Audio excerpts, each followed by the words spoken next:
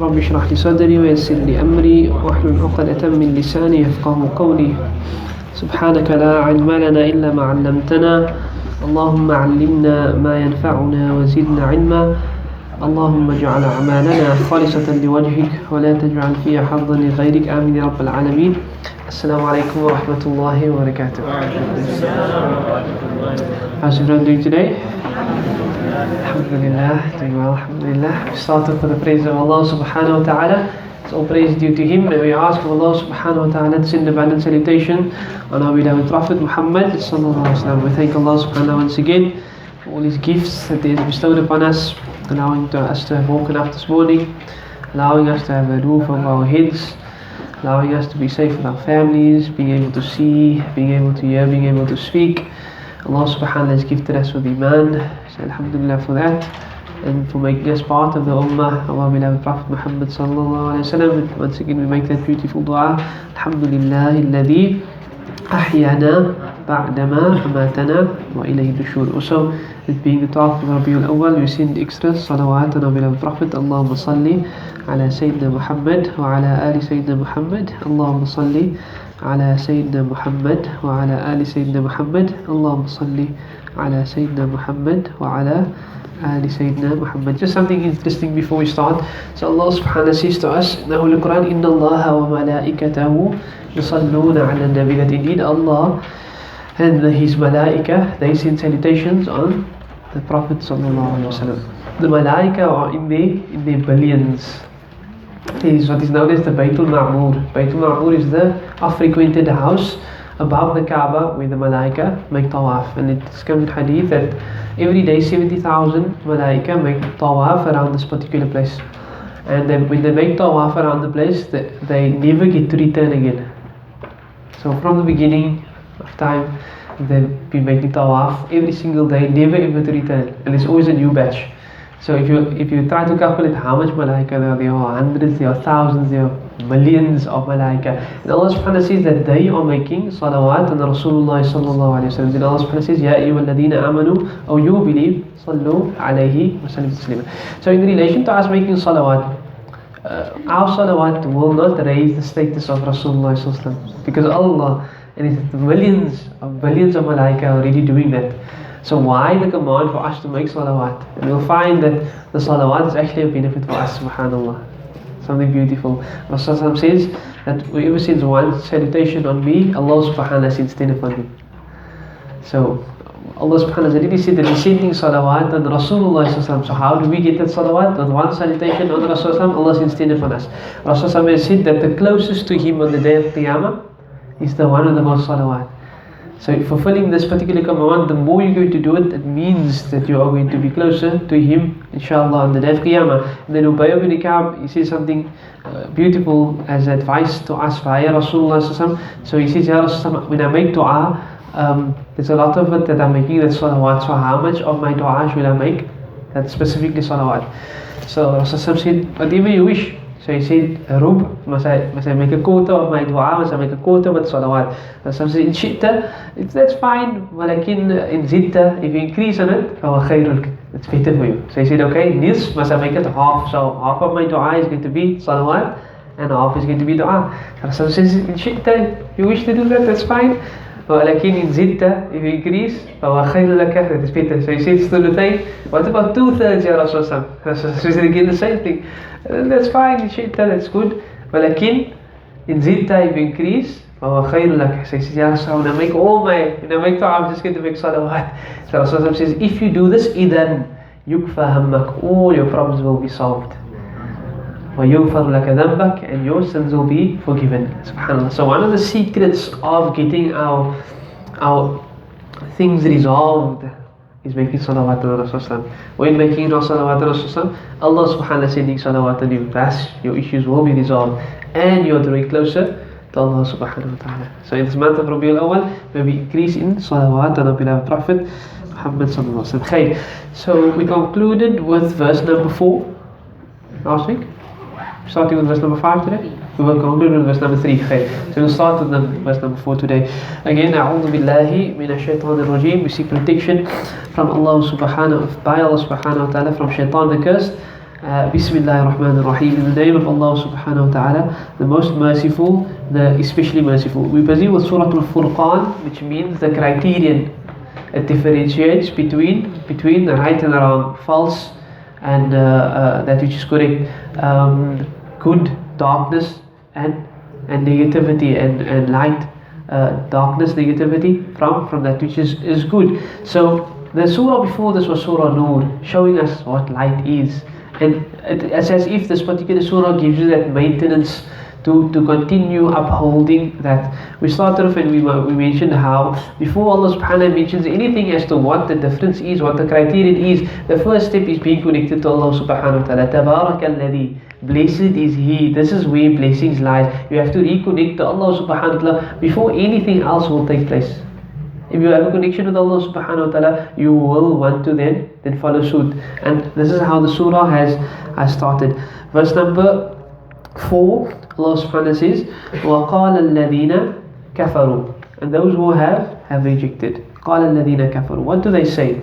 In hada, this is not illa except ifkun. Just to go back quickly to see what is it that they are relating to. وَاتَّخَذُوا مِن دُونِ اللَّهِ آلِهَةً لَا يَخْلُقُونَ شَيْئًا وَهُمْ يَخْلَقُونَ وَلَا يَمْلِكُونَ لِأَنفُسِهِمْ ضَرًّا وَلَا نَفْعًا وَلَا يَمْلِكُونَ مَوْتًا وَلَا حَيَاةً وَلَا نُشُورًا. So they making examples and saying that Allah subhanahu wa ta'ala is saying people's taking other than Allah subhanahu wa ta'ala as a deity, but these deities are of absolutely no benefit.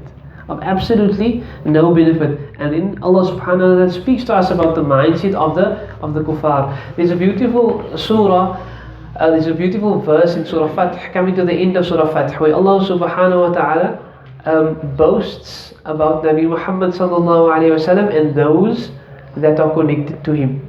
And this boasting actually happens. Allah subhanahu wa ta'ala says, ذَلِكَ مَثَلُهُمْ فِي التَّوْرَاةِ. Allah subhanahu wa ta'ala, before the coming of Nabi Muhammad sallallahu alayhi wa sallam, and before the ummah of Nabi Muhammad sallallahu alayhi wa sallam was present, Allah subhanahu wa ta'ala already boasted about them, giving descriptions about them. And what are one of the descriptions? Muhammadur Rasulullah وَالَّذِينَ مَعَهُ أَشِدَّاءُ عَلَى الْكُفَّارِ. Nabi Muhammad sallallahu alayhi wa sallam and all those that are with him, any ideology other than Islam, if people are coming with anything that is against Islam, promoting promiscuity or anything that is against the teachings of Islam, أَشِدَّاءُ. So Allah subhanahu wa ta'ala says they are harsh against that. They are harsh against any form of negativity that's going to break down our moral fibers and break down this Islam. رُحَمَاءُ بَيْنَهُمْ, and they have mercy, they have rahmah amongst one another. This is the description that Allah subhanahu wa ta'ala says, ذَلِكَ مَثَلٌ فِي التَّوْرَاةِ. In the Torah, Allah is speaking and saying, watch this ummah that is to come. Watch this ummah that is with Nabi Muhammad sallallahu alayhi wa sallam. The negativities that are coming their way, they block it out, they are harsh against it. But amongst themselves, they have this concept of mercy. تَرَاهُمْ رُكَّعًا, you're going to find them in ruku', سُجَّدًا, you're going to find them in sujood, يَبْتَغُونَ فَضْلًا مِنَ اللَّهِ وَرِضْوَانًا, and they're looking, the only thing they're looking for is the bounty of Allah subhanahu wa ta'ala, and they're looking for His fadl and His ridwan and His pleasure. So here again, those who have rejected, Allah subhanahu wa ta'ala is going to speak about them. They have a particular ideology, they have already rejected, we reject. But how are we to their concepts? Again, any of the human beings, we're not harsh with them per se, but against their ideologies. Oh, we don't accept this. لَكُمْ دِينُكُمْ وَلِيَ دِينِ. For you is your religion, and for us is our religion. So what are they saying? وَقَالَ الَّذِينَ كَفَرُوا إِنْ هَذَا. Indeed, this is not except, or this is not. If we can translate in as not over here because of the illa. This is not except ifkun. If is a fabrication. So it's a fabrication that Rasulullah has come with. This Quran is a fabrication. Iftarahu, he has made it up. He has fabricated it. وَأَعَانَهُ, and assisted him. عَلَيْهِ, upon this fabrication. قَوْمٌ, a people. آخَرُونَ, other people. So what he's coming with, this information that he's coming with, it's a fabrication. It's not real. Now we're currently busy with Surah Yusuf in the second class. And something beautiful about Surah Yusuf is there were multiple reasons as to why it was revealed. Subhanallah. So it was revealed in the time where Rasulullah was going through much difficulty, known as the Amul Huzn, difficult period his uncle passes on, his wife passes on, he gets stoned in Taif. And the whole process is just amazing. So what happens in that time that he's going through these difficulties, the Jews, to show that he's not a prophet, says, okay, we're going to ask you some questions now. So they ask him, what happened to those sons of a prophet that went to Egypt? No, very vague, but the 12 sons or the 11 sons of Yaqub, they had to go to Egypt to get certain things and pack it forth and so on and so forth. And their sole objective was to show that he's not a prophet. Yet at the same time, Allah subhanahu wa ta'ala is going to reveal the full story to them, to Rasulullah, to give them the answer. That what you got in the Torah, this is more detailed. What you got in the Injil, this is more detailed. So now they're getting the answer. But at the same time that they're getting the answer, it is a means of comfort for Rasulullah sallallahu alaihi wasallam. So it's like multifaceted, man. And there are often reasons of revelation. So revelation comes down because a particular incident happens, and the revelation answers that incident. But the Quran has already been preserved in the Lawh al-Mahfuz, the preserved tablet. So the Quran is there, life is playing itself out, and it perfectly coincides with what is happening in the dunya. I don't know if you get it. So life is running, and these reasons why Quran is being revealed, but Quran has already been preserved. So everything has already been perfectly packaged. Everything's already been perfect, and that's the power of Allah subhanahu wa ta'ala. I mean, how do you do that, man? That is like amazing. Subhanallah. So in response to this, I'm mentioning this because here we see how they're saying it's a fabrication. It's like seriously a fabrication. You've got blinkers on your eyes or something. Look at the power behind this Quran that's being perfectly revealed over this time. As it comes down, it is perfectly in line with incidents, but it's already been documented way before the incident has happened. Subhanallah. And that is the power of Allah subhanahu wa ta'ala. So definitely not a fabrication. قَدْ جَاءُوا Indeed, فَقَدْ جَاءُوا So indeed, جَاءُوا They have come ظُلْمًا They have come with injustice. They have come with injustice. وَزُورًا Zur, falsehood. They've come with injustice and they've come with falsehood. This is how Allah subhanahu wa ta'ala responds to their fabrications. This is complete injustice. Dhulm is like a form of oppression. This is what they come in with. There's no basis for it. Wazura, and a form of falsehood. Waqalu, and also they say Asatirul awwaleen. This is tales of old. Tales of old. This is just stories. There's no basis for this. There's no benefit for us in this. Iktatabaha, he had it written. Kataba, to write. He had it written. Fahiya, so it was tumla alayhi. Tumla, it was dictated upon him. So they're coming with all these different types of things to discredit the ultimate form of guidance. Guidance was given to them via the best of creation, and this is the attitude. What type of attitude is this? This is the attitude of those who have rejected. Now, I was sitting at the janazah one day, and this is not directly related, but it's kind of related, because often Allah subhanahu wa ta'ala says, they say قالوا أساطير الأولين. This old stories, man, stories of old. So anyway, so as we were sitting here, a family member, female family member, was sitting there as well, and one of the laws of Allah subhanahu wa ta'ala was being discussed. And when she heard that, she said, "No, man, that's old stories. That story is old." And I was learning these verses at the time, and similar verses, and it just like gave me a shock, like. This is the way Allah subhanahu wa ta'ala says, no, the people that speak like that has no connection to the Quran. Allah subhanahu wa ta'ala speaking about those who have rejected. And I'm mentioning this not to say that this person is a kafir, but sometimes we have those notions and we need to watch what we say.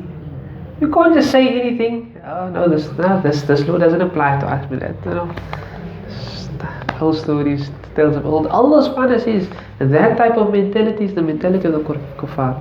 So I just got the shock there. I was like, wait, I didn't want to say anything, but I'm mentioning it now so that we don't develop within ourselves those type of notions where Islam is concerned.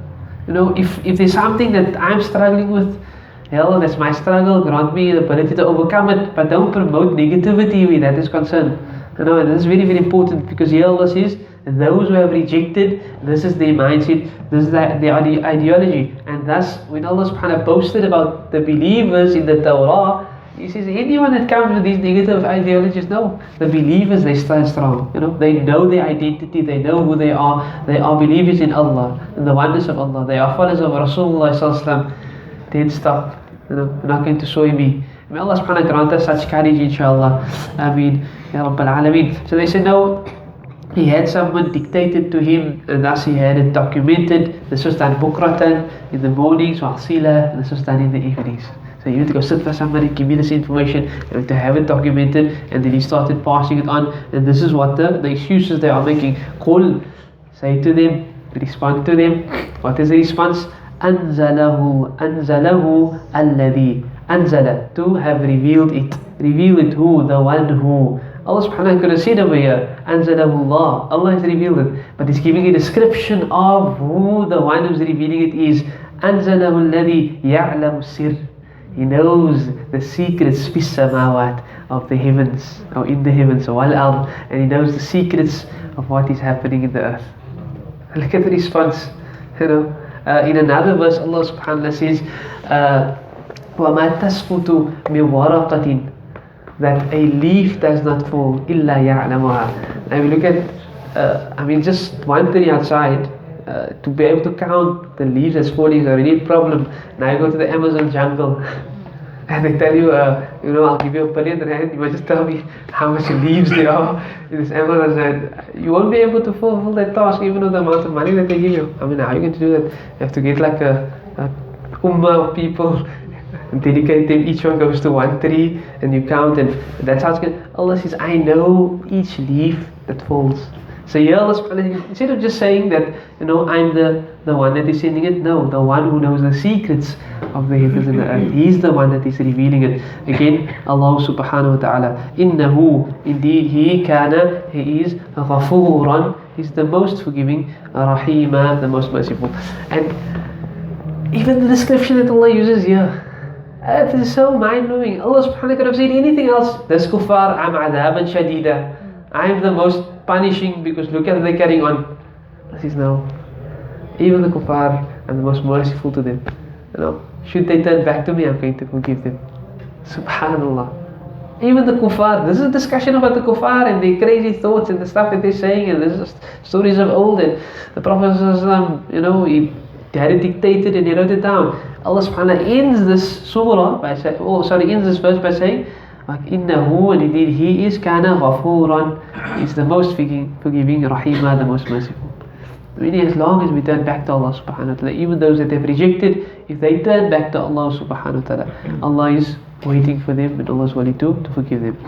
وَقَالُوا, and the ideology, again saying more things, they said, مَا لِي هَذَا, what is for this, or what is wrong with this Rasul, with this messenger? What is wrong with this? He's supposed to be a messenger. What is wrong with him? يَأْكُلُ الطَّعَامِ, he eats food. It's like normal, He's a normal human being like us. We eat and he eats. There's nothing special about him, so why should we listen to him? وَيَمْشِي, and he walks fil aswaq, in the souk, in the aswaq, plural. He walks in the marketplaces.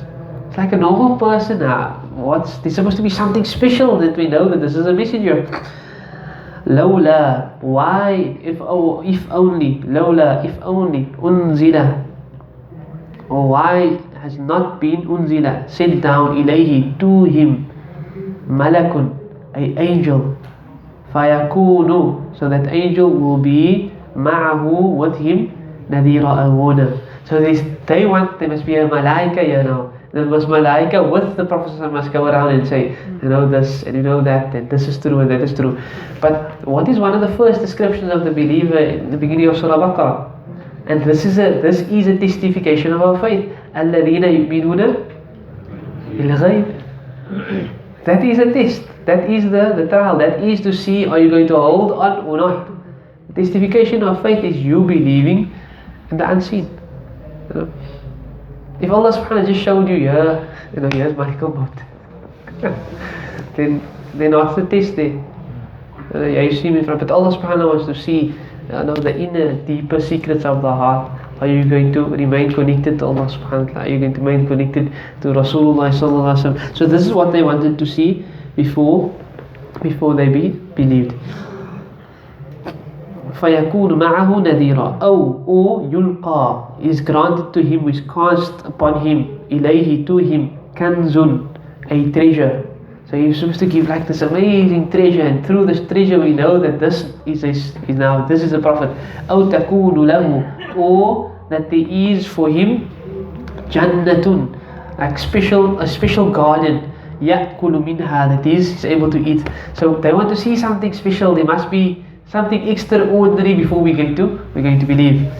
وَقَالَ الظَّالِمُونَ, and the wrongdoers, as they have said, إِن تَتَّبِعُونَ, you are not following, إِلَّا except رَجُلًا, a man, مَسْحُورًا, that has been bewitched, possessed, sihr has been placed upon him. Ya Rab. This is, they will go around like this and they say, no, this person is possessed, this person is this, and this person is that, to discredit him. And Allah subhanahu wa ta'ala, Allah subhanahu wa ta'ala responds to these things that they were saying. In Surah Qalam, Allah subhanahu wa ta'ala says, Noon wal qalami wa ma yasturun, ma anta bi ni'mati rabbika bi majnun. You are not crazy, you are not mad. And then Allah subhanahu wa ta'ala then says, وَإِنَّكَ لَعَلَى خُلُقٍ عَظِيمٍ, you are on the highest form of character that you're going to find. Because Rasulullah used to feel it. Imagine every time someone tried to make da'wah, hey, it is a malachi man, hey, you majnoon, hey, you crazy. Eventually you're going to feel it. And Allah subhanahu wa ta'ala was there to support him, reminding him that this is not the truth that they are saying. Unduru, look, kaifa, how, darabu, they make, when they strike laka, for you, in relation to you, al-amthal, examples. So these are, they're saying, he's a soothsayer, he's a madman, he got the knowledge and it was dictated to him and he wrote it down. These are all examples that they're making. But Allah subhanahu wa ta'ala says, look how they're making these examples, فَضَلُّوا, and as a result of that, they went astray.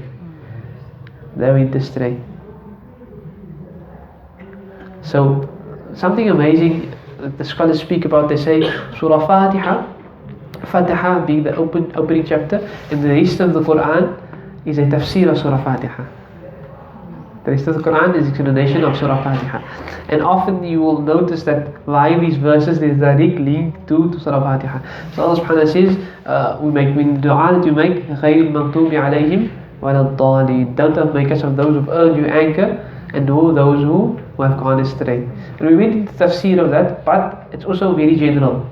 It speaks about the Jews and the Christians, but again, when you follow that lifestyle, anything like that, you will either fall into one of the two categories. You're either going to earn Allah's anger, or you're going to be of those astray. And Allah subhanahu wa ta'ala says here, via the continuous examples against Rasulullah sallallahu alaihi wasallam, they went astray.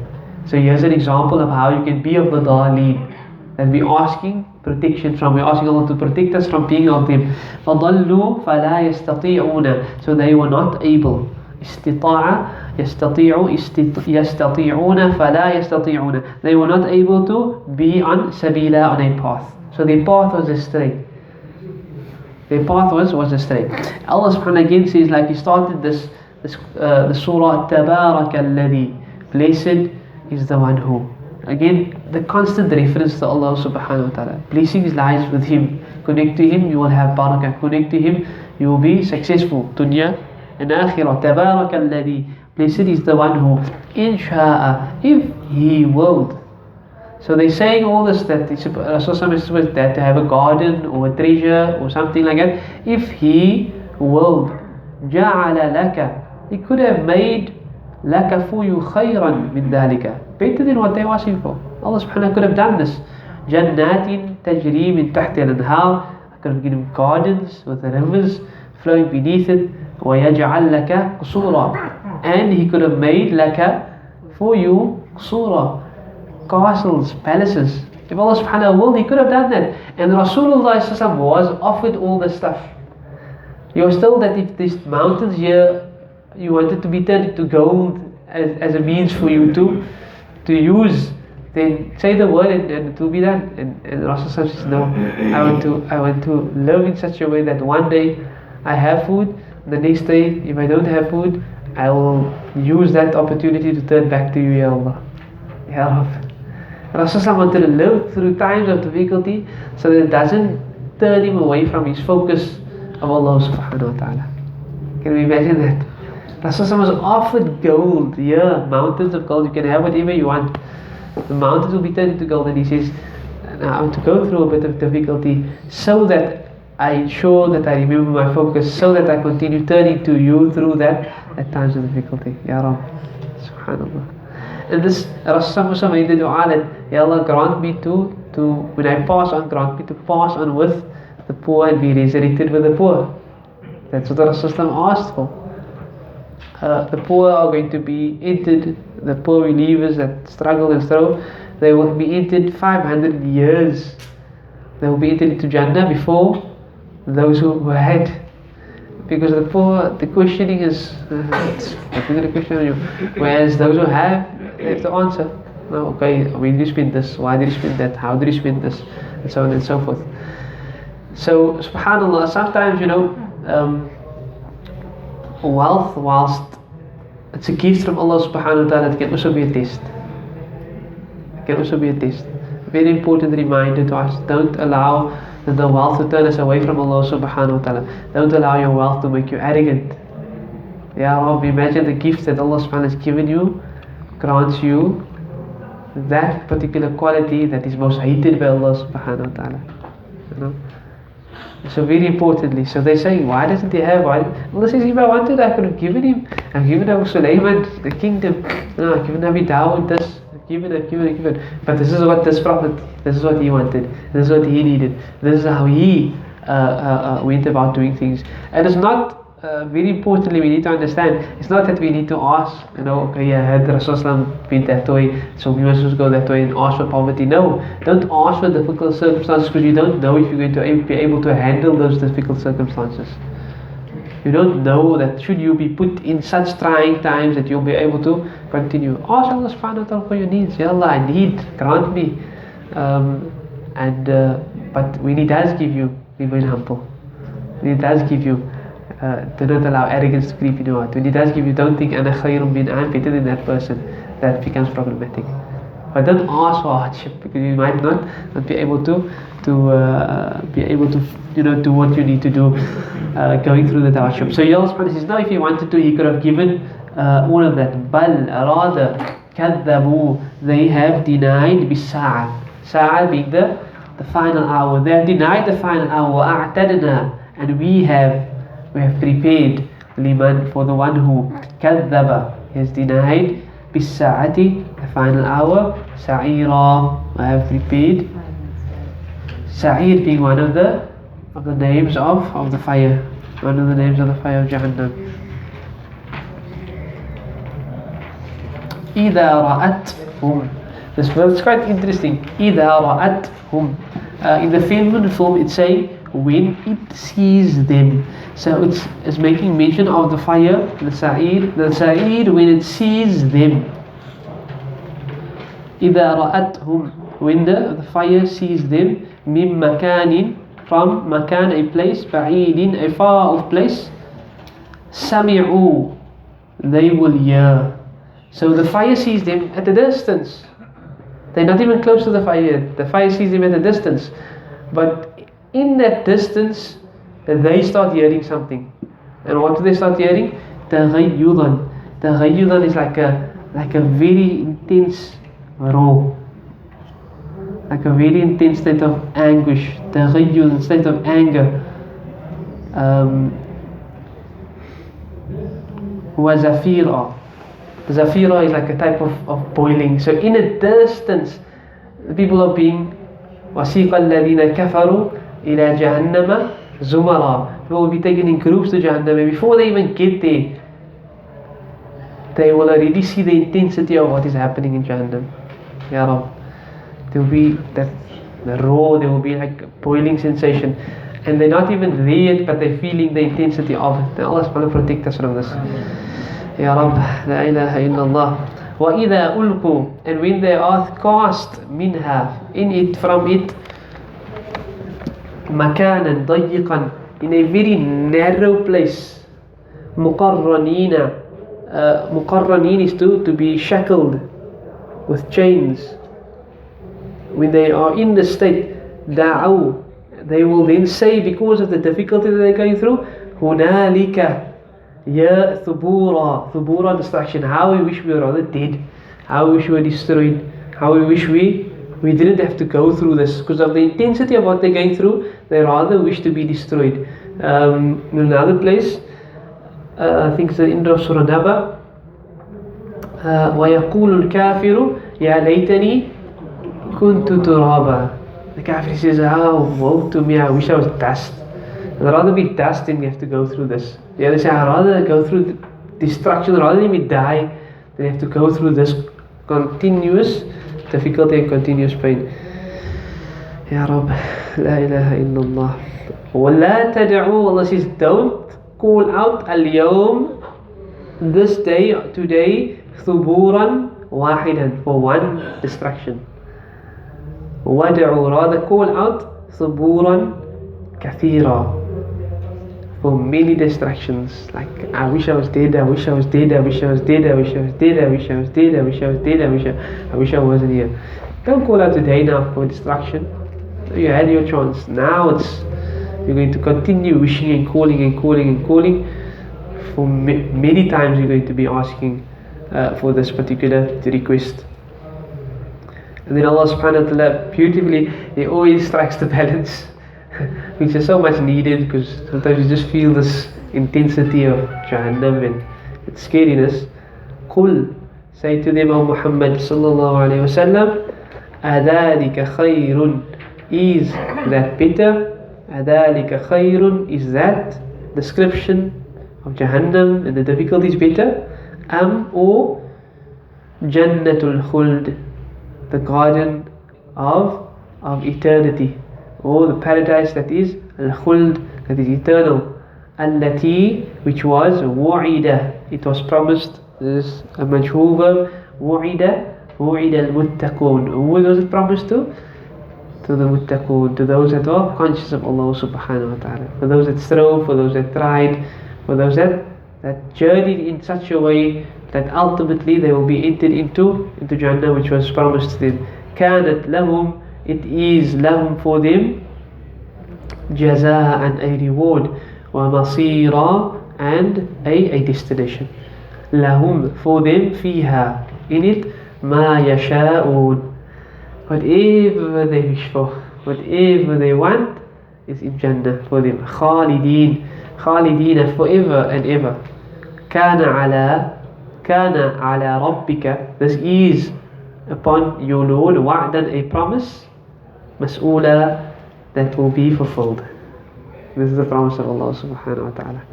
So again, Furqaan criterion, it's not saying directly to us between this is right and this is wrong. It's rather the understanding and the ideology of believers and the non-believers, and how we need to firstly be connected to Allah subhanahu wa ta'ala, and through that strong connection of Allah subhanahu wa ta'ala, belief that we can stand in front of Allah, belief that our options are Jannah.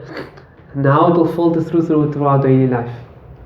If my destination is Jannah, then it will filter through my daily life, my actions on a day-to-day basis, weekly, monthly, yearly. And as Sayyidina Umar beautifully says, he says, Hasibu, take stock and take reckoning of yourself, qabla an tuhasabu, before you are reckoned.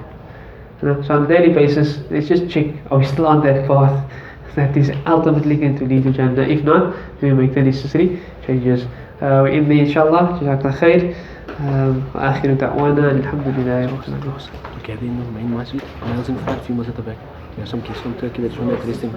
Okay, there's just been a request Once again, you mentioned now that we have some guests from Turkey. So this is happening before the open day. They're the people that, yeah, this is not for the open day people. Oh, this is for the classes, okay? Sure.